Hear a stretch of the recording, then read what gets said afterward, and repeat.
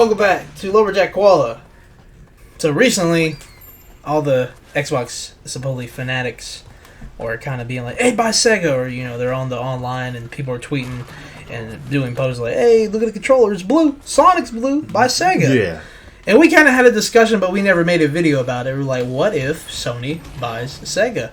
And I made a joke, and I was like, "What if the mascot instantly becomes, Sonic? That'd be crazy." Yeah, at least we know if Sony bought Sega, we would get a really high quality. You could get really high quality Sonic game. Yeah, like it would be like the most amazing Sonic game out there. But anyways, this video more or less is basically the reason why I love PlayStation.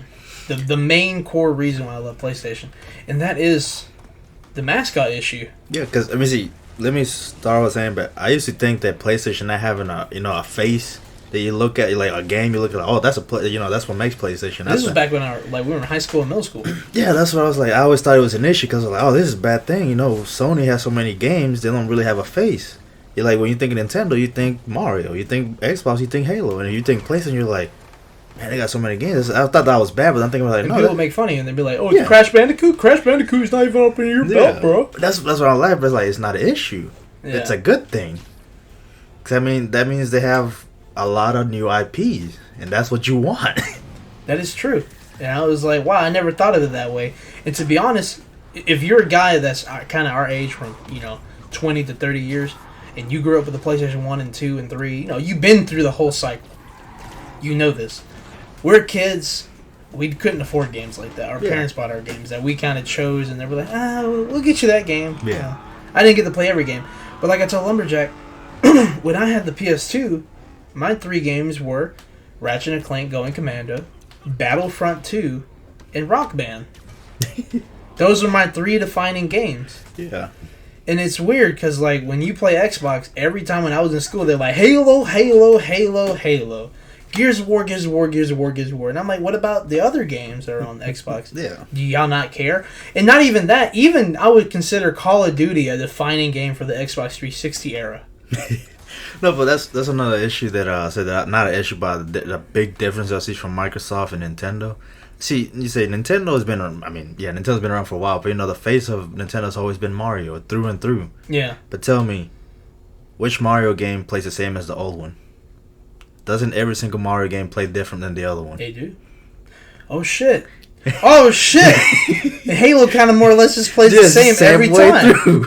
Wow! Every Mario game plays different from the other. Every Halo game plays the same. Yeah, because Mario Galaxy is unique on its own. That's the reason why I love it. That's what's it's so weird, so abstract, and it's just fantastic. And now playing on the Switch feels so comfortable because playing with the Wii remotes, that shit was fucking weird. Yeah. Trying to do the jumps and everything, trying to shoot the stars, it just didn't feel, accurate. Yeah. But then tapping on the screen on the Switch to shoot your stars, that was fantastic. Mario Sunshine, that also plays differently. It plays with a whole device that carries on his back to help him levitate or help him shoot forwards. And then Mario 64, that was one of the very first kind of open world-esque type games for Mario. Yeah, open world type game. Mm-hmm. So yeah, I kind of see where you're going with that. And same thing with PlayStation games. They all have a similar look, but they all play different. Yeah. Like, for example, let's put Horizon Zero Dawn and God of War side by side. They're both third-person action games, but what do you do mostly in Horizon Zero Dawn? You use different, I think that game that gives you 10 different weapons you can use. That game lets you place how you want to. God of War, you only have your axe and your blades. Yeah. But think about it, you're like, oh, but you think it's like, I'm guessing Horizon Zero Dawn is more fun because you get more weapons. I was like, they're both equally fun because they're both different ways of playing. And even when something's not working for Sony or for one of their games, their studios alone will know that off the bat. And they're like, oh, we got to change it up. Yeah. Like, look at Ratchet and Clank. That game series has been here for a long time.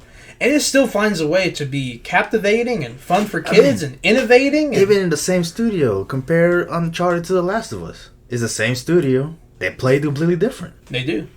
One plays a little bit more stiffer, and one plays more free flow. Yeah. Kind of like, what I would say Last of Us played more like Tomb Raider 1. Yeah. Because how stiff Joel is. He needs what's it called? He needs a chiropractor. But same thing with what's it called? Sucker Punch.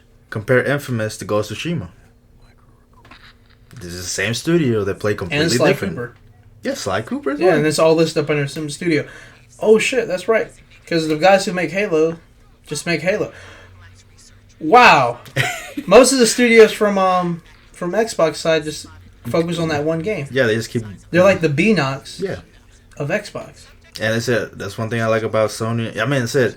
Sony gives us, like, don't get me wrong, Sony in the PS3 era, they didn't give their studios no chance. They're like, you're doing this game, this game only. That is true. Like, don't get me wrong, they went through that stage where like you're sticking with this game and that's it. But in the PS4 era, word came out saying that PlayStation is being more open, giving the studios their time. Even give indie games more freedom.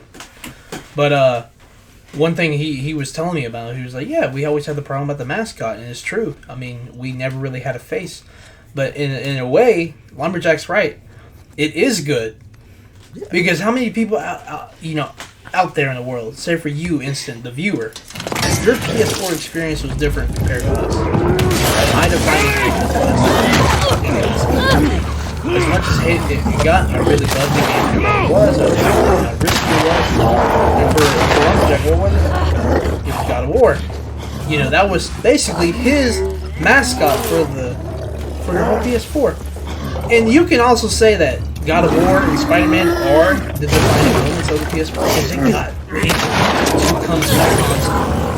It really got people like as soon as people saw that white ashy guy with an axe, they were like, Don't get me wrong. I was being skeptical about God of War. Because when I saw the gameplay, I was like, is that it? They're not really changing much stuff, but then when I played it, it's a whole different experience. I was just blown away.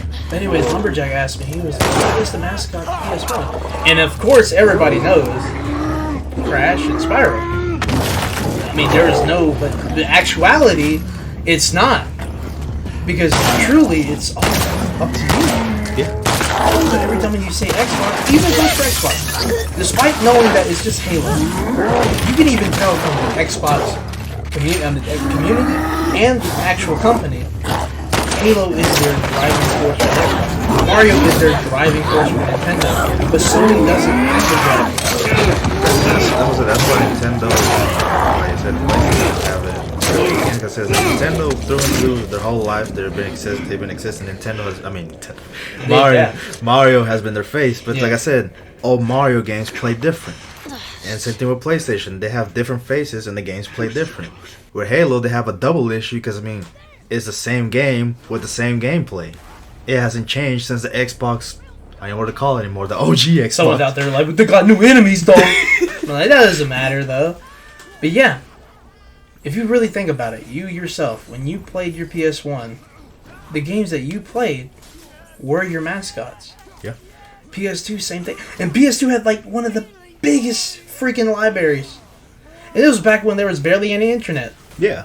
And you could play whatever game you want. It could be the damn Crazy Frog karting game. It can be Racer Revenge. It could be Battlefront 2. Ridge Racer. It could be Ark of Lad.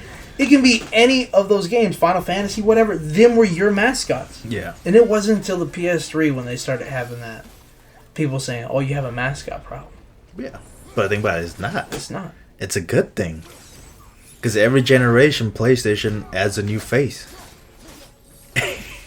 So Sony does kind of believe in the whole new generation thing. Yeah. Let's see, every single gen, PS1, PS2, PS3, PS4. A new IP with a new face. My mind's blown a little bit. I'm going to take a quick second to call out Sony. I didn't get that email to pre-order the PS5. I got an email for Avatar. So thank you, Sony. Another part of the hatred. Part 3. Thanks, Sony. But to be real, though, if you're out there still thinking, like, PlayStation doesn't have a mascot, Xbox has Halo, Nintendo has Mario, at least now you know that you can sit comfortably knowing that no matter how much you are on PlayStation, you're always going to get something new. Yeah. And I can't even imagine what new IP they're going to get on PS5. And most likely, despite their rough year last year and a little bit this year with Death Stranding and Last of Us Part 2 and Days Gone, how they all were kind of mixed reviews, you still know that there's going to be a banger coming out. Yeah. Because Ghost of Tsushima came out. Yeah, check out our video. Yeah, see ya. Come here watching our videos, but are not subscribed. That's a good point.